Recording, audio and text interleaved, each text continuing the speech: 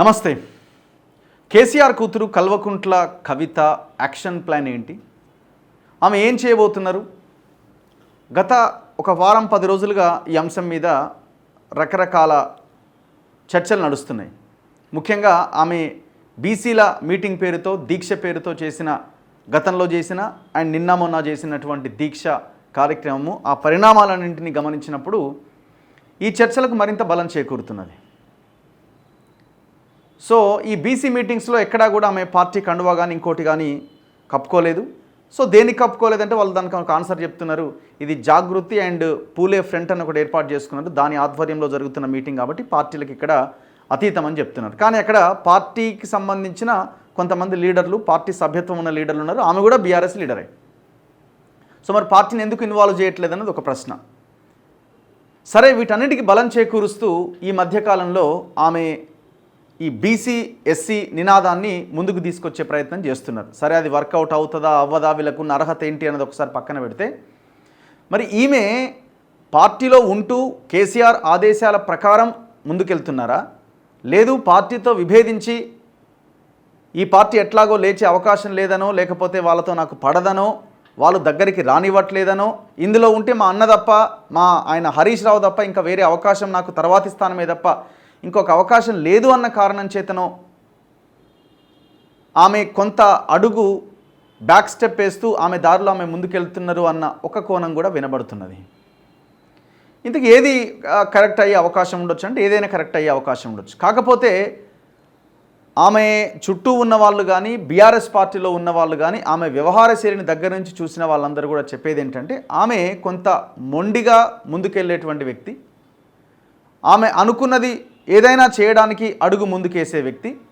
దాన్ని నెగిటివ్ కోణంలో ఎగ్జాంపుల్ చెప్తున్నారు, పాజిటివ్ కోణంలో చెప్తున్నారు. నెగిటివ్ కోణంలో ఏంది, లిక్కర్ స్కామ్ లాంటి స్కామ్లోనే ఆమె దొరికింది కదా, అట్లాంటి వాటిల్లో కూడా ఆమె చేయడానికి అడుగేసింది కదా. సో ఎవరైనా చేస్తారా ఇట్లా అన్నది ఒక నెగిటివ్ కోణం. పాజిటివ్ కోణంలో ఆమె ఏదైనా ఒప్పించి ఏదైనా చేసి, ఇప్పుడు తెలంగాణ జాగృతి కావచ్చు, అక్కడి నుంచి చాలా కార్యక్రమాలను ఆమె ఇండిపెండెంట్గా చేయడానికి ఒక ప్రయత్నం చేసింది. సో తనకంటూ ఒక ఐడెంటిటీని క్రియేట్ చేసుకునే ఒక ప్రయత్నం అయితే చేసింది. ఇట్లా పాజిటివ్ కోణంలో కూడా కొన్ని అంశాలని చెప్తున్నారు.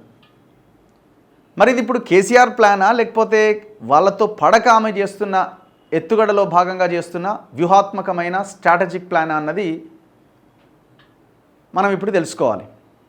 సరే, అర్హత ఉందా లేదా, వాళ్ళు చేసింది ఏంది, 10 ఏళ్ళకి ఏం చేశారు అన్నది ఇంకొక భాగం. మొత్తానికైతే ఆమె ఏదో చేయబోతున్నారు అన్న చర్చ అయితే చాలా బలంగా వినబడుతున్నది.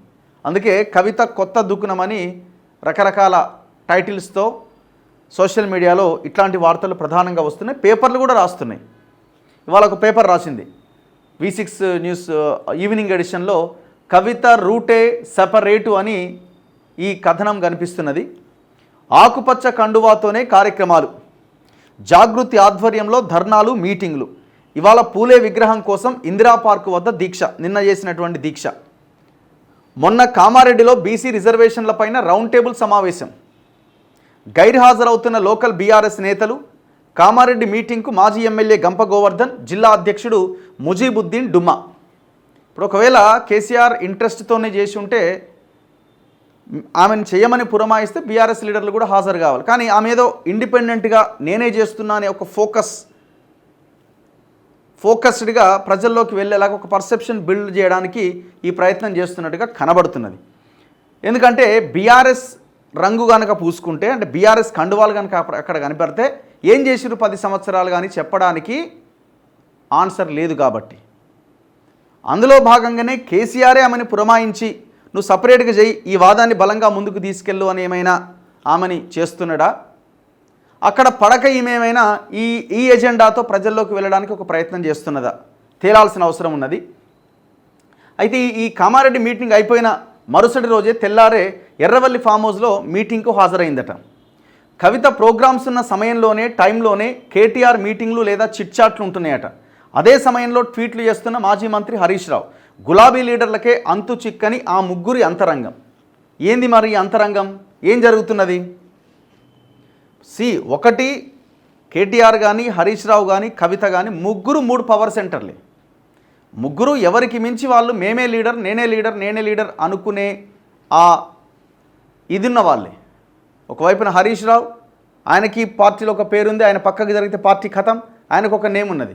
ఇంకొక వైపున కేటీఆర్, ఆయన డబ్బులున్నాయి, వ్యవహారం ఉన్నది, వర్కింగ్ ప్రెసిడెంటు, కేసీఆర్ కొడుకు, వారసత్వం ఇవన్నీ ఆయనకున్నాయి. కవిత నేనేం తక్కువ, అమ్మాయి అయినా కూడా నేను గట్టిగా చేయగలుగుతా, చేస్తా, జాగృతి అని ఇంకోటని ఆమె కార్యక్రమాలు ఆమె. సో ఇట్లా 3కు 3 పవర్ సెంటర్లు ఉన్నాయి. 3కు 3 మేము భవిష్యత్తులో ముఖ్యమంత్రులు కావాలని కలలు కంటున్న వాళ్ళే, దాంట్లో డౌటే లేదు. తండ్రి పక్కకు జరిగితే నీదానాదాన్ని గుంజుకొని పదవులు చేపట్టడానికి రెడీగా ఉన్నారు. సో మరి ఒక దగ్గర ఉన్నప్పుడు ఎట్లా సాధ్యమవుతుంది? 3 పవర్ సెంటర్లు ఒక దగ్గర ఉన్నప్పుడు అంత ఈజీ కాదు కదా. బీఆర్ఎస్ ఎమ్మెల్సీ కవిత స్పీడ్ పెంచారు, బీసీ ఎజెండాతో ముందుకు సాగుతున్నారు, బీసీ రిజర్వేషన్లే ప్రధాన అస్త్రంగా ఎంచుకున్నారు. లిక్కర్ కేసులు అరెస్ట్ అయి జైలు నుంచి విడుదలయ్యాక కొంతకాలం పాటు అనారోగ్యం కారణంగా బయటికి రాలే.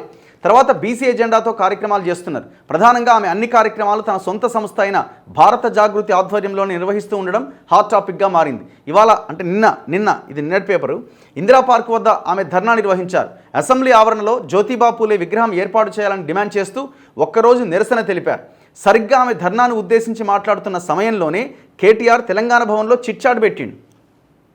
యాక్చువల్గా కేసీఆర్కి కవితకి సరిగ్గా ఉన్న, కేటీఆర్కి కవితకి అయితే అస్సలు లేదు. పచ్చగడ్డేస్తే భగ్గుమంటది అన్న లైన్ ఏదైతే ఉందో అది చాలా చిన్నది, వీళ్ళకి అసలు టర్మ్సే సరిగ్గా లేవు.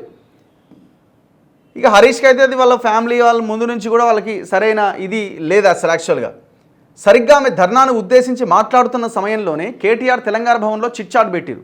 ఇప్పుడు ఏమైంది? తెల్లారి పేపర్లలో కేటీఆర్ చిట్చాట్ హైలైట్ అయింది, కవితది సైలెంట్ అయిపోయింది. ఇవన్నింటికి ఇంకొక లీడ్ ఏంటంటే ఇవాళ నమస్తే తెలంగాణ పేపర్లో కవితకు సంబంధించిన వార్త, ప్రధాన వార్త బ్యానర్ ఐటమ్గా లేనేలేదు. సరే బ్యానర్ వదిలిపెట్టండి, మెయిన్ పేజీలో ఒక మూలకాన్ని ఉండాలి కదా. తీసుకుపోయి ఎక్కడ రాసిరంటే కవితది నమస్తే తెలంగాణలో 10వ పేజీలు ఉంది, 10వ పేజీలు ఉంది. బ్యానర్ ఐటమ్ రాయకపోయినా మెయిన్ పేజీలో ఏదో ఒక కాలంలో రాయాల్సిన వార్త 10వ పేజీలు ఎందుకు ఉంది? ఒకవేళ ఇది కేసీఆర్ చెప్పిందే అయితే, లేదు కేసీఆర్కి ఇంట్రెస్ట్ ఉన్నా కవితని చేయమని చెప్పినా, కవిత కేసీఆర్ ఆధ్వర్యంలో చేస్తున్నా, కేటీఆర్కి ఇష్టం లేక కేటీఆర్ ఏమైనా నడిపిస్తున్నాడా? ఇన్ని అంశాలు ఉన్నాయి దీని వెనకాల.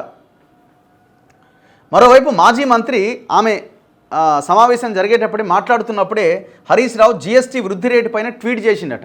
దీంతో కవిత ధర్నా కాస్త సైడ్ ట్రాక్ అయింది. మీడియాలో కేటీఆర్ చిట్చాట్ హైలైట్గా నిలిచింది. కంచగచ్చిబౌలి భూముల వెనుక ఓ బీజేపీ ఎంపీ ఉన్నట్టుగా సంచలన వ్యాఖ్యలు చేశారు. త్వరలోనే బయట పెడతాను అని చెప్పడంతో ఈ విషయం కాస్త మీడియాలో హైలైట్ అయింది. దీంతో కవిత ప్రోగ్రాంకు రావాల్సినంత మైలేజ్ రాలేదనేది చర్చనీయాంశమైంది. కామారెడ్డి మీటింగ్కు గంప డుమ్మ. కామారెడ్డిలో వారం రోజుల క్రితం బీసీ రిజర్వేషన్ల పైన ఎమ్మెల్సీ కవిత నిర్వహించిన రౌండ్ టేబుల్ సమావేశానికి మాజీ ఎమ్మెల్యే గంప గోవర్ధన్, బీఆర్ఎస్ జిల్లా అధ్యక్షుడు ముజీబుద్దీన్ డుమ్మా కొట్టారు. తమ వర్గీయులెవరూ వెళ్లకుండా ఆ ఇద్దరు లీడర్లే కట్టడి చేశారనే టాక్ ఉన్నది. ఈ మీటింగ్కు ఎల్లారెడ్డి మాజీ ఎమ్మెల్యే జార్జుల సురేందర్ హాజరైండు. మరి ఈయన ఎందుకు హాజరు కాలే? టీజీపీఎస్సీ మాజీ సభ్యురాలు సుమిత్రానంద్ తానోబా ఏర్పాట్లు పర్యవేక్షించారు. ఇద్దరు కీలక నేతలు గైర్హాజరైన క్రమంలో రకరకాల ఊహాగానాలు వచ్చాయి. గంప గోవర్ధన్ పార్టీ మారుతున్నారంటూ పుకార్లు షికారు చేశారు. సీన్ కట్ చేస్తే గంప గోవర్ధన్, ముజీబుద్దీన్ ఇద్దరు మరుసటి రోజే ఎర్రవల్లి ఫామ్ హౌస్లో బీఆర్ఎస్ చీఫ్ కేసీఆర్ ఎల్కతుర్తి బహిరంగ సభపైన నిర్వహించిన సమీక్షకు హాజరయ్యారు. గంప గోవర్ధన్ కవిత మీటింగ్కు ఎందుకు దూరంగా ఉన్నారనేది హాట్ టాపిక్గా మారింది. అదే టైంలో కేటీఆర్ మీటింగ్లు. కవిత తన సొంత సంస్థ భారత జాగృతి ఆధ్వర్యంలో కార్యక్రమాలు నిర్వహిస్తున్న సమయంలోనే కేటీఆర్ తెలంగాణ భవన్ వేదికగా ప్రెస్ మీట్లు, చిట్చాట్లు నిర్వహిస్తూ ఉండడం హాట్ టాపిక్గా మారింది. ఆమె ఏర్పాటు చేస్తున్న సమావేశాలను బీఆర్ఎస్లోని కీలక నేతలు దూరంగా ఉంటున్నారు. సమావేశాలకు ద్వితీయ శ్రేణి నాయకులు మాత్రం హాజరవుతున్నారు. కేటీఆర్ నజర్లో పడొద్దని భావించే కవిత నిర్వహించే మీటింగ్స్కు బీఆర్ఎస్ లీడర్లు దూరంగా ఉంటున్నారని టాక్ ఉన్నది. అంటే కేటీఆర్ వర్సెస్ కవితగా ఇది ఉన్నదా? అందుకోసం నమస్తే తెలంగాణలో రాలేదా? ఎందుకంటే ఏదేమైనా ఇన్ఫ్లుయెన్స్డ్ క్యాండిడేటే కేటీఆర్ ఆ పార్టీలో కానీ ఆ పార్టీలో ఉన్న వ్యవస్థల్లో. కానీ కేసీఆర్ ఆలోచన ఎట్లుంటుంది? ఫర్ ఎగ్జాంపుల్ ఇక్కడ కేసీఆర్ ఉంటే ఇక్కడ 3 పవర్ సెంటర్లు ఉన్నాయి. ఒకటి కేటీఆర్, ఈయన వర్కింగ్ ప్రెసిడెంట్ కాబట్టి ముందు రాద్దాం. Next Harish Rao, next Kavitha Rao. ఈ ముగ్గురులో ఇప్పుడు ఏమవుతుందంటే ఈ ముగ్గురు ఈయన చెప్పినట్టు నడుస్తూ ఉంటారు. ఈ క్రమంలో ఏమవుతుంది? ఇప్పుడు కేటీఆర్ దగ్గర నచ్చలేదు అనుకుందాం. ఏం చేస్తాడంటే కేసీఆర్ కావాల్సింది ఏంది? ఈ ముగ్గురికి 3 పవర్ సెంటర్లు, ముగ్గురికి ఆర్డర్ ముగ్గురిది. ఇప్పుడు కేటీఆర్ నచ్చనోళ్ళు హరీష్ దగ్గరికి పోతారు, హరీష్ నచ్చనోళ్ళు కవిత దగ్గరికి పోవచ్చు, కవిత నచ్చనోళ్ళు హరీష్ దగ్గరికి పోవచ్చు, ఈడి నుంచి లేకపోతే ఈడికి రావచ్చు. ఇది మొత్తం ఒక ఒక ఒక దీని కింద భావిస్తే కేసీఆర్ ఆలోచన ఏంది, ఎవరు ఎటుపోవద్దు, ఈ లైన్ దాటిపోవద్దు, ఇళ్ళనే పడి ఉండాలి. అందుకోసం 3 పవర్ సెంటర్లని పెంచి పోషిస్తున్నారని కూడా ఒక చర్చ. ఇల్లు ఇళ్ళకి ఆడ నడవకపోతే ఈడ నడవకపోతే ఆడ, మొత్తానికి ఒకటే దొడ్లో కట్టేయాలి మొత్తం అందరినీ. ఇది కేసీఆర్ ప్లాన్. సో ఆ దిశగా ఇప్పుడైతే నడుస్తున్నది. కానీ ఇది ఒకవేళ సైడ్ జరిగితే ఆగమే. ఈ హరీష్ అనే ఒక వ్యక్తి సైడ్ జరిగిన పార్టీ కథమే. సో ఇక్కడ గొడవలు లేవు అనడానికి కామన్గా గొడవలు జరుగుతూ ఉంటాయి, కానీ ఇందులో ఇంకాస్త ఎక్కువ ఉంది. ఎందుకంటే ఇది పవర్ కోసం జరిగే యుద్ధం కదా, పవర్ కోసం జరిగే గొడవలు కదా. కాబట్టి ఇందులో ఒక భయంకరమైన గొడవలు 100% ఉన్నాయి. అది ఎప్పుడు బ్లాస్ట్ అవుతుంది ఏంటనేది మాత్రం మనం ఏమీ చెప్పలేం. అతి త్వరలోనే, లేదు నెల, 2 నెలలు, 6 నెలలు, ఏదో ఒక రోజు మాత్రం ఈ వ్యవహారం అంతా ఒక ట్రాక్ తప్పే అవకాశాలు అయితే కనబడతా ఉన్నాయి. మరి చూడాలి. ఇది మరి బీఆర్ఎస్ నాయకులను మనం అడిగినప్పుడు ఏమంటారంటే అట్లేం లేదు, అంత బాగానే ఉంది అనే అభిప్రాయమే వాళ్ళ నుంచి వినిపిస్తూ ఉన్నది.